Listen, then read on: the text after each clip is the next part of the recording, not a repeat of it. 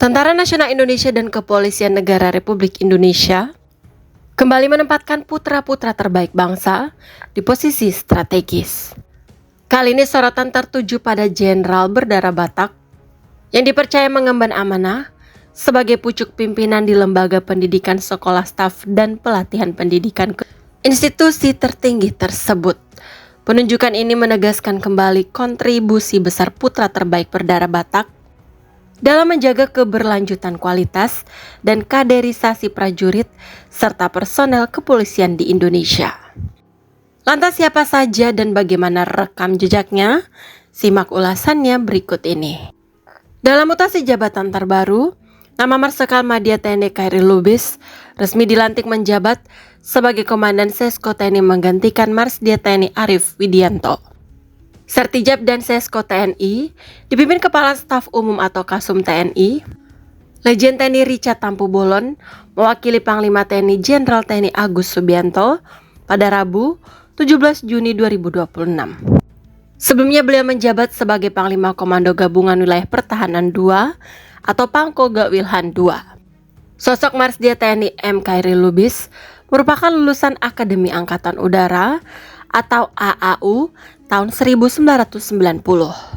Pria kelahiran 5 Januari 1968 di Medan, Sumatera Utara ini juga pernah menjabat sebagai asisten logistik atau Aslok Kasau. Marsdia Khairil Lubis juga pernah menjabat sebagai Panglima Kopsau I di tahun 2019 hingga 2020, Panglima Kohanutnas dari tahun 2020 hingga 2021, hingga Asops Kasau tahun 2021 hingga 2023. Sementara itu Kapolri Jenderal Polisi Listio Sigit Prabowo juga telah memimpin langsung pelantikan dan serah terima jabatan atau sertijab Kalemdiklat Polri kepada Komjen Pol Panca Putra Simanjuntak pada Minggu 17 Mei 2026. Karir Komjen Panca selama ini dikenal identik dengan dunia reserse. Lulusan Akademi Kepolisian tahun 1990 itu lahir di Balige, Tapanuli Utara, Sumatera Utara pada tanggal 19 Januari 1969. Sejak awal berdinas, ia banyak ditempatkan di posisi yang berkaitan dengan penanganan kasus kriminal hingga tindak pidana khusus. Perjalanannya di kepolisian tergolong cemerlang. Ia pernah bertugas di Badan Reserse Kriminal Polri dan mengisi posisi Wakil Direktur Tindak Pidana Umum Bareskrim Polri. Tidak lama kemudian, beliau mendapat kepercayaan untuk bergabung dengan Komisi Pemberantasan Korupsi sebagai Direktur Penyidikan KPK.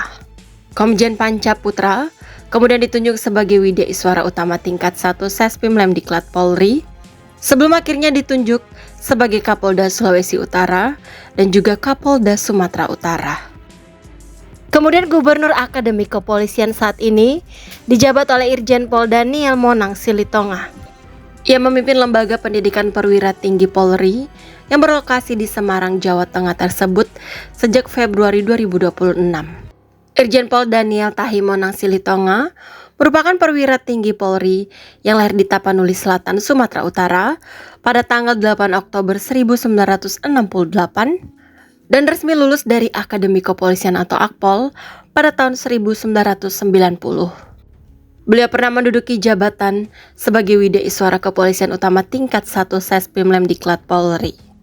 Selain itu, ia juga pernah ditunjuk menjadi Kapolda Papua Barat pada tanggal 20 Juni 2022 dan juga Kapolda NTT pada tahun 2023 hingga tahun 2025 dan juga Kasespim Lemdiklat Polri sebelum akhirnya ditunjuk jadi Gubernur Akpol. Dengan rekam jejak penugasan yang gemilang di berbagai medan operasi dan jajaran komando kewilayahan sebelumnya, kepemimpinan para Jenderal Batak di sektor pendidikan ini diharapkan mampu melahirkan generasi baru TNI dan Polri yang tidak hanya tangguh secara fisik, tetapi juga unggul secara intelektual dan memiliki integritas moral yang tinggi demi menjaga NKRI.